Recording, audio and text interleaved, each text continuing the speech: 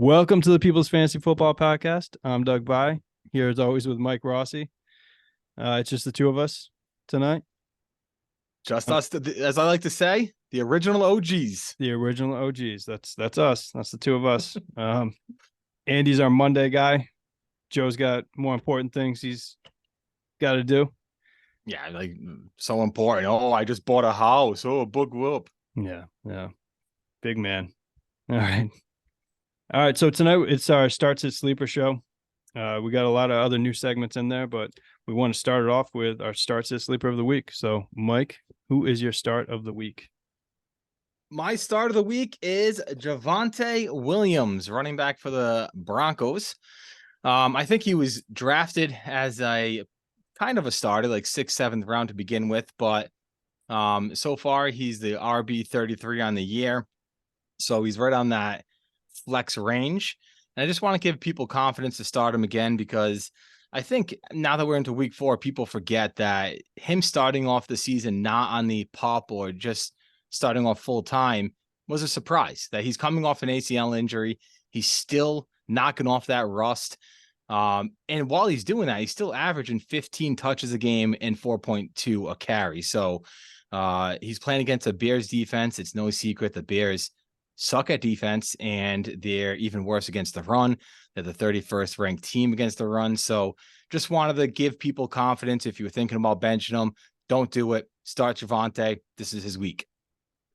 This is the week. This is coming out party this week, huh? I mean, it has to be, right? I mean, Bears defense, they're not good at anything. Yeah, the Bears team is not good at anything. Very true. All right, so my start of the week is Chris Godwin. Very much like your start of the week, it's a guy that people picked as a starter in the draft, but he's had 3 very mediocre weeks to start out the year. Week 1, he had 5 catches for 51. Week 2, 5 for 58. Week 3, 3 for 32. He doesn't have any touchdowns yet on the year. I like him this week, though, mainly because Mike Evans, he's been exploding all year, right? Like, he's been the guy, probably one of the biggest surprises of the year so far. Mm-hmm. But the New Orleans in particular, he's been terrible against them the last few years. Just god awful. They have Lattimore, who I think is going to be locked up on him for the majority of the game. They have a battle. They always do, right? And So I think he's going to be the guy on him. He'll lock him up. And I think if Baker's smart, he's going to start looking Godwin's way a little bit more. So I like Godwin to break out this week. I know he was your breakout last week. I was just gonna say that. I hope it works out better for you, than it did for me. You were 1 week early. All right. I usually am. That seems to be the trend so far on this podcast, that I'm 1 week early on everything that I say. That's all right. That means that the info is there. It just I'm seeing it coming. You know? Yeah. Yep. You don't have it quite narrowed down just yet, but you'll get there. Working out the kinks. That's all. All right. Who's your sit of the week? My sit of the week is, and this is kind of a long shot, but it's Brian Robinson. And the reason why I say it's a long shot is because he's the RB7 so far on the year. So to sit here and tell you to bench the RB7, I know it's tough to do that, but when you look at his matchup, he's going against a defense that, it's the Eagles. Is it a biased opinion? Sure. But the Eagles defense just doesn't let up rushing yards. Look at week 1. Ramondre got 11.9 points, but that was because he had 6 catches. Week 2, Alexander Madison got 3.4 points, and he had 3 catches. And then week 3, Rachaad White had 5.7 points and also had 3 catches. So when you look at all of those, it's the receiving back that gets the points, not the pound back, the first, second down type of back. And that's what Brian Robinson is. So I don't think he's going to have that great of a week. I think they're going to be down. And if anything, I think Antonio Gibson can outscore him. I was just going to ask you that. Do you think Antonio Gibson finally has a week it has any kind of fantasy relevance to it? Yeah, I don't want to go on record and say that's my opinion, but I wouldn't be surprised if it happened. Yeah. because Brian Robinson, that's been somewhat of a surprise too, that he's just completely dominated that backfield. I think coming into it, a lot of people thought it was going to be a 50-50 timeshare. And even maybe Antonio Gibson was going to be the fantasy guy because of the catches. Yeah, but I did hear a little bit right before the season started that Antonio Gibson knew that he was going to be in that JD McKissick role. And I almost didn't believe it, but that's exactly what's happening right now is they're using Brian Robinson as their one, and then nobody's even close. And McKissick and Gibson's playing that McKissick role perfectly, but he's playing that role. yeah, I think Riverboat loves him some B-Rob there. So yeah, I think that's what it is. All right, my sit of the week. I'm going back-to-back weeks here with the same sit again. Now, if he didn't fall into the end zone last week, it would have been a great sit of the week. Okay, for sure. But he fell into the end zone. Ended up, I don't know. I don't remember exactly what it was. Maybe like 13 points or something like that in half-point PPR. But on the year, Dameon Pierce has only averaged 2.5 yards still on the year. Only 100 yards rushing in 3 games, and just that sole touchdown. So in this particular game, Steelers aren't amazing against the run, but they do get to the quarterback quick, right? With TJ Watt, they get to the quarterback fast. Kind of like what we said last week with Josh Jacobs. We kind of thought that he was going to get a lot of targets and catches, and he did end up. I think he ended up having like 5 catches, something like that. So I think that that's going to be similar to this one. Only Dameon Pierce doesn't catch the ball too much. I think their receiving back is more Singletary. So I think Singletary, this could be his coming out party. All right, where it's finally just, all right, Dameon Pierce, you're not the guy that we thought you were last year. You're the guy we thought you were when we drafted you.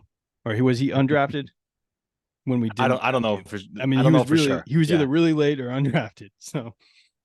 So he was, because he was a surprise last year. But anyways, yeah, I don't like him this week, and I am sitting him again. Yeah, and I don't hate that, especially the Texans offensive line. I think they were down 4 starters last week, and unless some news came out that I don't know about, I think they're down 4 starters again this week. And you put a bunch of backups against TJ Watt, that's a recipe for a disaster. Absolutely. Yeah. Okay, who's your sleeper of the week? All right. Before I even say the name, I just want to say this is a deep sleeper and strictly a PPR play. Like if you're in a standard league, don't even think about doing this. But my sleeper of the week is Rondale Moore. And as soon as I say that name, you can kind of put it together why it's a PPR play, because I'm pretty sure Rondale Moore's average stat to target is like -2 yards. The guy just doesn't run routes. He runs backwards and then runs forward. Yeah. But they're playing the Niners, and I think this is the week that they have to do that because James Conner is going to get stuffed. So I think they're kind of going to get creative and use Rondale Moore as an alternative to the running game. He's going to be out wide already. Just pitch it to him quick and try to get it downfield. They're not going to have much time. So, and Dobbs, obviously, again, this is the best defense he's faced. He's not going to be able to look at his first, second reads and will go to his second, third progressions. He's going to get the quick hitter or he's going to run. So I just think I wouldn't be surprised if Rondale came out with 7 catches for 50 yards, which is fine in the PPR. And hopefully get into the end zone. Yeah. Yeah. And if he gets into the end zone, then you're happy. So I like that. It's a well thought out sleeper. The Jared Goff just threw a pick behind you. Nice. Was it Jair? Is he number 30? I think it was number 30. I don't even know what number he is. I just know names. All right. My sleeper of the week. It's 2 guys, actually. I'm going with the Bears running backs. And mainly the reason for that is I'm picking on the team that just gave up 70 points last week, right? In the Denver Broncos. So they gave up 70 points. They gave up 726 total yards last week. And they also gave up 350 yards on the ground. Now, it's definitely a team that gave up. They definitely gave up. But I don't think anybody thinks that Mostert and A Chain. No. What is it? I thought you got me all fucked up. A Chan. It's can, but a sh. A Chan. So I don't think anyone thinks that those two are world beaters, I don't think anyone thinks that they're actually talent-wise much better than the 2 Bears running backs and Khalil Herbert and Roschon Johnson. So yeah, I like what they can do. Hopefully those two can have it coming out. I think they're both solid flex plays, and I think Yep. one of them is going to come out being a really good start of the week. Don't know Doug, which one. I can't tell you which one, but it could be both. but Yeah. but start both of them in your flex. You're saying sleeper though, not start of the week, right? Sleeper of the week. These guys are sleepers, but Okay, I all think definitely start them in your flex. Do you know what the over under is on this game? I don't. Do you? Yeah, I do. Go ahead, take a guess. It's Bears Broncos. Yeah.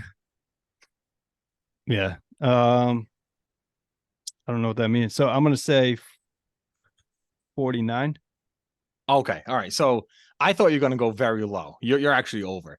But when I think Chicago's Bears offense versus Denver Broncos offense, you would think that the line is low. That's what I thought originally, but it's actually 45. So you went over. Yeah. Yeah. Only because both their defenses are awful. So Yeah, even though their that's exactly why. offenses are awful, I think they're going to score. They're going to find a way to score, both of those teams. Yeah.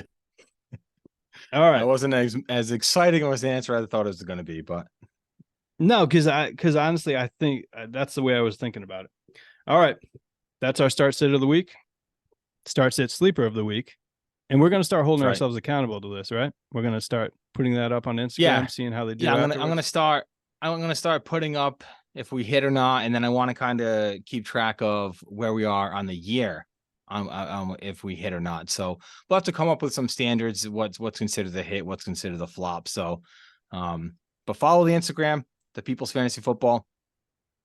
Absolutely. And then we also need to have some kind of bet for, whoever wins this overall win-loss record of it all. Always willing to bet. All right. Good segment. Let's jump on to the next one here. This is a new segment that we're calling Mike's Padlock of the Week. Oh, we're going here, huh? We're going to go there. Mike's Padlock. All right. So this segment. Go ahead. Yeah, you can. If you have it, you want to explain it? Want me to explain it? No, go. You got it. So I kind of give out guarantees that are going to happen. And so far, they come 0-3 on my guarantees that are going to happen. That's why it's a padlock of the week. It's easily breakable. But my padlock of the week is Zach Charbonnet is going to score his first NFL touchdown. And I don't think I think this is actually going to happen. He's been creeping up on Walker's snap count. And we saw this coming. He's a rookie running back. He's going to take some time away. He had 3 carries in week 1, 4 carries in week 2, 9 carries in week 3. Last week, he had 3 goal line carries to Walker's 5. So they're kind of splitting the goal line carries. But Charbonnet looked really good on the goal line. Did you see him trucking people on the goal line? I did see that. Yeah. He looked good on the goal line. And I think they're going to start using him as the goal line back, as the 2-minute drill type of back, and the receiving back. So he has a lot of value. So I don't think it's that much of a reach. Lock it in. Charbonnet, touchdown. All right. That was Mike's Padlock of the Week. I like it. Salute. All right. So we're going to jump into another new segment that we're trying out. And we do the panic meter on Monday show. And on this show, we're going to be a little more positive. And we're going to call it the believer meter. And the believer meter. And it's going to be 5 guys that are kind of playing maybe above what we all expected them to play. 5 guys. Do you believe that they're going to continue doing that for the rest of the season?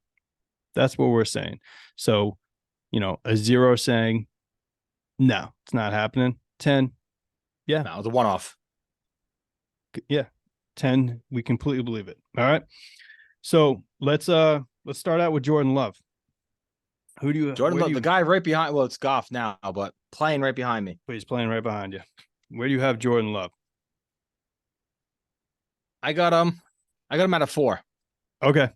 I have it 8. You got a 4. You believe in him? I do believe in him. So far this year, I should have said this while we were writing it down, but so far this year, Jordan Love is a QB4 on the year. He had 7 touchdowns and 1 interception so far. I believe in him fantasy-wise. I don't necessarily believe in him NFL quarterback-wise. I'm but the opposite. okay. All right, go ahead. Explain. So I just think, I mean, what he's doing right now, he has 7 touchdowns to 1 pick, and he's at a 53% completion percentage. I just don't see that staying true to course. Now, granted, I think if you look at these 3 weeks, it's kind of reminiscent to what Russell Wilson used to do, right? Like he under 200 yards, but somehow ends up with 4 touchdowns. You know, that's how Russell Wilson used to play the game. Yeah, it is. But obviously, no one's saying he's Russell Wilson. So I'm not saying I don't think he's going to get there. I'm just not a believer yet. I want to see that completion percentage come up to the 60 range, and then I'll start believing him because he has good pocket presence. He's actually rushing the ball more than people thought he was going to. And he's finding guys. It's just his accuracy hasn't been there. So when I see that come around, then I'll become a believer. Yeah, I think that's why I'm not as much of a believer as far as the NFL quarterback goes, because he is only 53% passing right now. But he's a guy that's just finding a way right now. Once Christian Watson comes back, that should only make him better.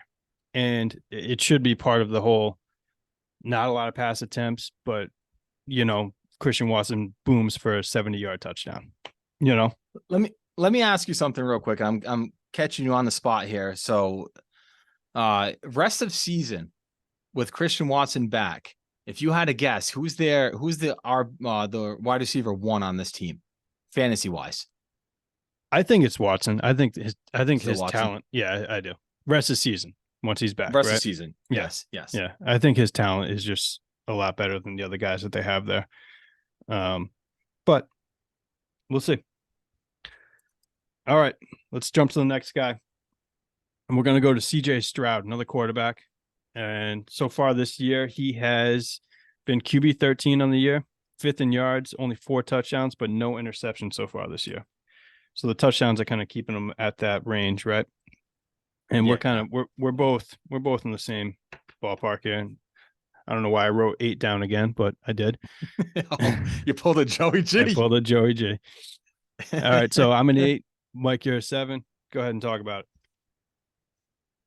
I like what I've seen from him so far. He's his first 3 NFL games, and he looks like an NFL quarterback. And just to say that in general for a rookie quarterback is impressive, but no picks, and he's almost a quarterback 1 through 3 games, and he's on a team that most likely, I mean, they kind of proved this wrong last week, but most likely it's going to be a negative game script, so he's going to be forced into passing situations. And I don't care if it's garbage time or not. Stats and fantasy is stats and fantasy. So we're talking about rest of the season as a fantasy player. I think he still has potential to stay in this range and maybe even end up as a quarterback 1 at the end of the year. He could. I mean, he's flirting with it. And they've already shown so far this year they're a passing team. They're not a running team. Like I just pointed out with Damian Pierce. They are a passing team. They have 3 good pass catchers, and Nico Collins, Tank Dell, and Robert Woods. They're all good. I don't think any of them are amazing. Maybe Tank Dell could be, but they've all been playing really well. So, yeah, I like him the rest of the year. I like him as an NFL quarterback too. I mean, I think he's gonna be great. Who just scored? Amon-Ra? Amon-Ra, yeah. Nice. I like that in one of my leagues. I think we benched Goff in our joint league for the record for Richardson, but you had to make that move.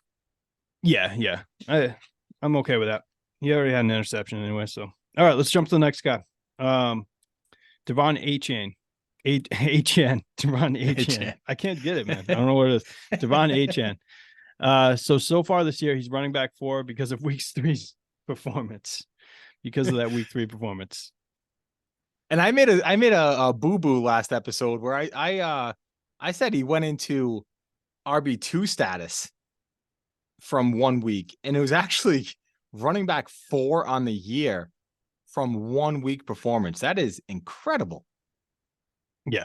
I actually thought you meant running back 2 on the year, to be honest with you.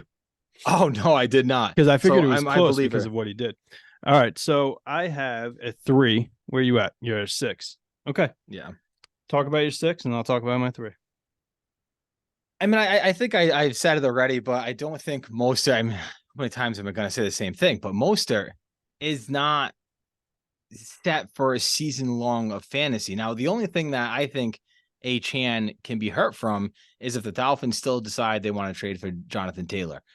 But on this explosive offense that you know is going to score every week, I think he's just going to keep getting more and more snaps, and he's the explosive, fresh, young legs, and they're just going to keep using him more and more. So as the season goes on, I mean, granted, he's not going to be the RB4. That's not what I mean when I say I'm a believer. But I think, especially in this coming week against the Bills, where it's going to be, high-powered offense against high-powered offense, I would start him, and then I would continue to start him until he proves me wrong. So I'm not all the way there, but I'm going to start him until he lets me down. Okay. So where do you think he's going to be rest of the season, if not RB4? Where do you kind of predict he'll land? I would say back end of RB2. All right. Which is solid. I mean, that's a believer. So the reason I'm lower on him is all I can do is assume that Mostert's not going to get hurt, though I should probably assume he will get hurt. Yeah. But assuming he doesn't get hurt, he's still the starter. He hasn't done anything to lose that job. Achane, a lot of his stuff was in garbage time against the Broncos, right? They threw him out there, and during that, I mean, again, he looked great, but the Broncos, I think, gave up quarter 2 in that game. Yeah, so I don't know. That's kind of just, I don't think he's going to hold it up so much the rest of the year because of that. I don't think they need to go get someone else like a Jonathan Taylor, though, because, they do have those two guys. Now, the other thing is the first 2 games of the year, the Dolphins as a team didn't even run it 20 times per game, the first 2 games. So this was a weird game script where it just got out of hand and they ran the ball a ton. I don't know if he's going to have that same workload going forward. So but I wouldn't be surprised when you look at the Dolphins team in general, if they can be up a lot, right? They have a high-powered offense. So I wouldn't be surprised when, the lower ranking teams, when they're playing teams like, the New England Patriots or the New York Jets or something, that they're going to score 30, 40 points, that Achane gets more carries at that time. But also when they're playing games against like the Bills and the Ravens, the high-powered offenses, that he's going to be on the field more because they're going to need more points. So either scenario, I think he wins. Yeah, he very well could. I think his future looks great. I just don't know if it's going to be this season. Doug, no reaction to me saying that the Patriots suck, huh? I don't say I was doing something else. I didn't completely hear that part of it. Well, it's just me and you, and you're still not listening. Still not listening. So I don't know how you referenced that completely, but the Patriots only gave up 24 points to that team that just put up 70 on the Broncos. Okay. Which again, I think that game was a little bit of an outlier. We'll see though. All right, let's jump to the next guy. Another Texan, Tank Dell. He's wide receiver 10 on the year. He caught 15 of his 21 targets for 251 yards and 2 touchdowns so far this year. And he had a monster game last week, which is kind of what put him to that wide receiver 10. All right, I'm a 5 on him. You're a 7. So talk about your 7. So, I mean, I kind of already talked about it with CJ Stroud, but negative game script. I'm gonna go with the guy that has the boom potential because they need big plays. And when you have a defense that's playing relaxed because they're up big, you're more prone to giving up a big play. And that's what Tank Dell can do for you. So I just think he's in the perfect scenario to become that guy. My only worry, and I don't think it's an actual worry yet, but John Mechie is a really good football player. And he's coming back from, I mean, he fought and beat leukemia. And then he's coming back from, I don't know the second injury, but it was another, I think, leg injury. But he was drafted in the 2nd round. And if it wasn't for his injury, he would have been a 1st-round pick. So I think there's a lot of talent there. So if Mechie continues to improve and show that he's worth it, and there's a split between Nico, Tank, and Mechie, that's my only worry, because I don't think Robert Woods is going to stay in the fold. But if it's a 3-way timeshare, I'm scared. But as of right now, I'm a believer. Okay. Is he their slot guy? He's a little Yeah. guy, so I assume he is. And Yeah. Mechie was a slot guy in college, right? Correct. Okay. Yeah. So he could take some time away from him. That's kind of that's where I'm at 5 though. Because they're kind of loaded on offense at the wide receiver position right now. And I said it before. I think Nico Collins is a good receiver that Yeah. we probably all didn't give enough credit to. Robert Woods, he doesn't go away. He's just he's still there doing it. So I think he will have his boom weeks, but he's like a second flex kind of guy for me, I think, rest of the way. Yeah, I don't mind that. All right. Let's go to the last guy. Let's go to Laporta. So far this year, Laporta, he's the tight end 2. He's got 18 of 22. He's caught 18 of his 22 targets, 186 yards and a touchdown. Where you at on Laporta? Wow. 9. So I got a 7. You got a 9. You got to talk about your 9. I'm a little surprised about that. I got to be honest. I know. I'll tell you why. I know. Doug, we made a bet. I mean, we didn't. You made a bet with Andy at the beginning of the season because with Joe, rookie tight ends. Oh, it was Joe? I think it was with Joe, yeah. Rookie tight ends usually don't produce. And I was on your side. You know, we made it. You guys made a bet that no rookie tight end would end up as a tight end 1, so a top 12 tight end on the year. I think you're going to lose that bet. Laporta looks the part. He's not staying into block. He's playing the slot. He's doing everything. He's the perfect Dan Campbell schemed player where he can do everything, and he gives it everything he's got when he's on the field. So I just think they like to reward players like that. He found his way into the end zone last week, and I'm not sure if you saw the video, but he kept just watching the video of himself scoring and the biggest smile on his face. So he's a guy that loves football. He gives it his all. And I just see this continuing. Now, the only worry, and the reason why he's not a 10, is that Jameson Williams comes back soon. So that's why I thought you were going to be a little bit lower, because you're a big Jameson Williams guy. No, but I think this offense can support it all. I think they're just going to go straight. Look at their team. I mean, they have Jahmyr Gibbs receiving back. They have Amon St. Brown, PPR king. They got Jameson Williams, who's just going to come down with the deep balls, and then Laporta over the middle when everybody else is running a streak route. So I like it all for everybody. Okay. You kind of, I have him at 7. I like him a lot. But you kind of made my point to why he's not a 9, though, because of all those names that you just listed. Also, Josh Reynolds, who didn't play last week, which is kind of why he played. Did he play? No, he played 72% of the snaps. They just didn't throw him the ball. Oh, wow. Okay. I thought he was active and just didn't play. No. Okay. I think he was wearing Raymond's jersey for some reason, because they just kept. Is it Khalil Raymond? Is that his name? Yeah, Khalif or something. Khalif Raymond. There it is. Yeah. I think he was just wearing his jersey because they just kept throwing the ball to him instead of Reynolds, but he played. Wow. Okay. All right. Well, that takes away that. But all those other names that you listed and Jahmyr Gibbs, I think they're going to start throwing the ball more to him. They have to. Yeah. So that's, again, I like him a lot, and I'm probably going to be shaving my chest or waxing my chest, but yeah. All right. You got to get that on the YouTube. That's good content right there, Doug. That'll be great content. All right. That is our believer meter. I like it. I think that's a fun one. I like the those are fun when everybody has different numbers and you have no idea what anyone else is going to say, and you could be completely opposites. It just gets a true opinion of the matter. Yeah, we weren't sure if we were going to do it tonight with just the 2 guys, but I figured let's debut it, and then when we have 3 or 4 guys next week, then it'll be fun. I like it. All right, let's jump right into our DK lineups. Do it. So our DK lineups of the week. Real quick before you get into it, Andy just the one thing Andy said for this episode that he wanted to make sure we said. He put up 220 points last week on his roster that we gave out for week 3, which is a Friday episode. So the guy went off. If he would have put that into some serious lineups, I was just going to ask that. He didn't do it. He only did it for that one.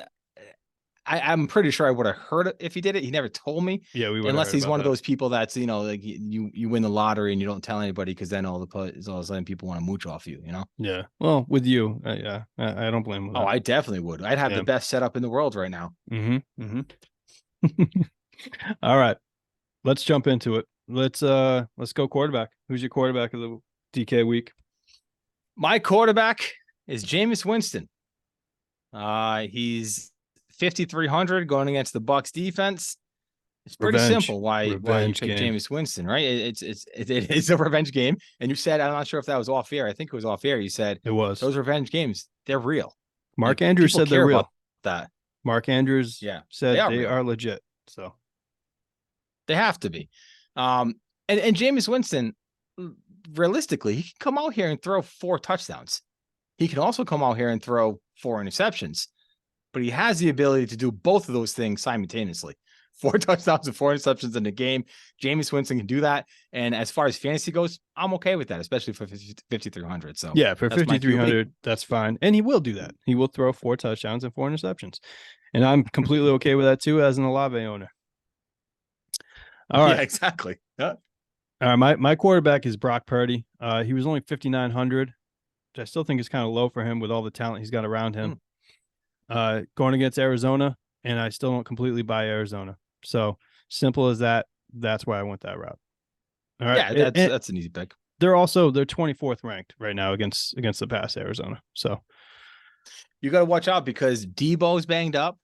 They're saying he might not play, and Ayuk is still banged up with the shoulder injury, who's questionable too. So it's all right. They still have CMC and Kittle. Okay. So I just wanted to make sure you knew that. No, I mean, that's the thing with that team, right? 1 or 2 of those guys can be out. Yeah. Well, they're always banged up. That is a thing as well. They always have one of those guys that miss a game. But it doesn't matter because there's so much talent, even when one's out. Very true. All right. Who's your running back? Or do both your running backs? Well, my running backs, well, you just said his name, Christian McCaffrey. I spent up. That's where most of my money went, 9,200. Was it mainly because of that? Was it because of the injuries? You know, he's going to. And not only because of the injuries. I mean, yeah, that's a big part of it. I mean, Debo's banged up, Ayuk's banged up. So I think a lot of the checkdowns obviously go to CMC. But again, they're playing the Cardinals. And the Cardinals have proved one thing. It's that they are a better offense than we expected. Whether that's true or not, they've proved it so far. So I still think the Niners are going to be up and they're going to win. But I don't think they're going to have that luxury of not playing their starters in the fourth quarter. I think it's going to be just close enough, 10, 14 points where they all play. And if CMC gets a full 60 minutes, he's going to go off against this defense. All right. I like it. Who's your second running back? Oh, yeah. I have 2 of them. Second running back, DeAndre Swift. I'm a believer. If he was on that meter, it'd be a 10. I'm a believer in this guy. Always have been. He could have been. He definitely could have been on that meter. He's 5,700 going against the Commanders. I mean, it's pretty obvious. He's the Eagles run game. He's shown it the last 2 weeks, and it's a game that they're expected to win. So for 5,700, that's an easy play. All right. Like it. So my 2 running backs, I went James Cook. We talked about this before. This probably will be the highest scoring game of the week, or it should be, which means it won't be. But I like him at 6,300. I think they're just going to have to try to keep up with the Dolphins, or the Dolphins are going to have to try to keep up with them. And then my second running back is Khalil Herbert. I already talked a lot about him going against that Denver defense. So enough said. Let's jump to the wide receivers. Oh, I'm sorry. He was only 4,700, which was another big reason I went his way. Yeah, I mean, that's cheap. Very cheap. All right. Wide receivers. Who are your 3 wide receivers?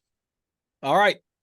My wide receiver 1, I spent up here again, and you're going to see from my first 2 wide receivers that my next 4 guys are pretty cheap, but I went Stefon Diggs at 8,100.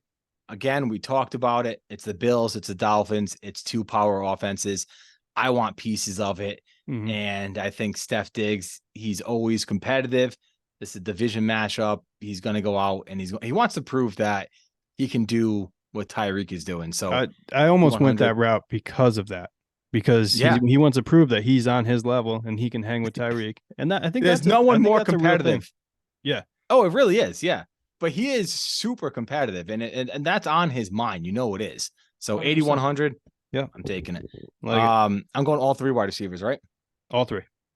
All right, my wide receiver 2, I had Jameis Winston. I'm taking Chris Olave. He's actually pretty cheap this week. He's 7,100. He hasn't. I mean, he's been okay for fantasy. He's been what you expected, but he hasn't had that blow up game yet. And I think the 1 week that he has Jameis Winston at the helm, the guy that's just going to close his eyes and throw it up, this is the week that he's going to do it. So for 7,100, I'm taking that chance. I And then, love Winston with Olave. You oh yeah, kind of want it to stay that way. You know? yeah, me too. Yeah, but I mean, Derek Carr throws it up too, but nobody chucks it more than Winston Oh does. God, yeah. And then my wide receiver 3, it was a cheap option at 4,000. I went Josh Palmer. Obviously, Mike Williams went down for the year. I think eventually Quinton Johnson takes that role, but heading into the first week of Williams being down, I think Palmer has the rapport. He's the comfortable spot that they're going to throw it to. So 4,000 with Herbert against the Raiders defense, easy pick. Yeah, I had Palmer in my lineup. And I switched him out. But I completely agree with all that. That's I like him for the first few games. I like Quentin Johnson year long after that. Correct. All right. My wide receivers. I went Jamar Chase. I think he had his coming out party a little bit, and it should continue. He had 11 catches last week. He's going up against the 29th ranked defense against the pass, actually, in Tennessee. They've been great against the run, but not so much against the pass.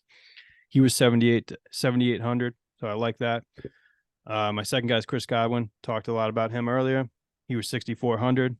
And then my third is Zay Flowers. He was only 5,600. He's been super consistent this year, man. I mean, he's getting like 9 targets every week. If he gets in the end zone, that's all you need. So I like it. Looking for that. All right, let's jump to the tight end. Who's your tight end? My tight end, I went the man that proved that maybe he isn't useless. I called him useless in week 2 as my chump of the week, but Tyler Higbee. He had a decent week 3. He was consistent. So I have a lot of boom players. I wanted one consistent baseline guy at tight end. So for 4,200, I had a little extra cash after I picked my super cheap flex option. So I went with Tyler at 4,200. All right, like it. So I went George Kittle. He's going to be my stack with Purdy, and I like it even more knowing that both those receivers are a little banged up.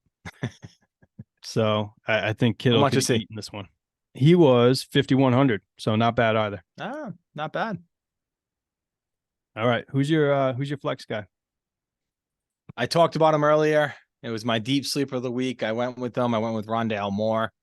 Again, DraftKings is PPR, so if he gets me 7 for 50, then he falls into the end zone. I'm happy. So he's 3,300. It allowed me to spend up in other positions. Yeah, hey, I thought your reasoning was pretty logical. And at 3,300, you can't go wrong there. He gets in the end zone, man. That's huge. All right, I went Zeke at my flex, and I mainly did it. He was 5,100, so it wasn't too bad. Revenge, man. I'm all about that revenge game. So I also, like I've said, I think he's been actually looking better of the two of them, out of him and Ramondre. So I think they'll let Zeke eat for this game, and I think he's going to have a good game. Who'd you go for? And it's one thing for Belichick. Actually, he plays into that a little bit. I think does. He does. He likes the revenge too. You know, like there's you can't sit here and tell me that when he goes out and he plays the Browns that he wants to beat them more than anybody because what they did to him. Browns and Jets. Browns and Jets. So I think he allows that, and he wants his players to have that revenge game. So I like that pick. It's probably, it's not chalkboard anymore, but it's probably on the board. You know, I bet he's trying to pump Zeke up a little bit, or at least whispering in his ear. They didn't really want it. It's on the tablet. It's on the big screen or whatever they're using. Bill doesn't like tablets. He throws those. True. Yeah, very true. All right, my defense. You did. I went Chargers D. They're 3,100 against the Raiders offense. We still don't know if Garoppolo, he hasn't passed concussion protocol yet, right? I think he was looking good, actually. I think he's on the up. But all right, so even if he does play, I still like the Chargers defense. They've actually, I mean, they haven't been great, but they've been a little better than people expected. Like the Vikings were allowed to, they got a lot of yards on them, but they didn't score. They only scored 25. So I don't think the Raiders offense is anything special. So, a couple sacks, a pick here and there, and you're happy with 3,100 defense for the Chargers. All right. I went with the Patriots, so I went back-to-back Patriots, back-to-back homer picks.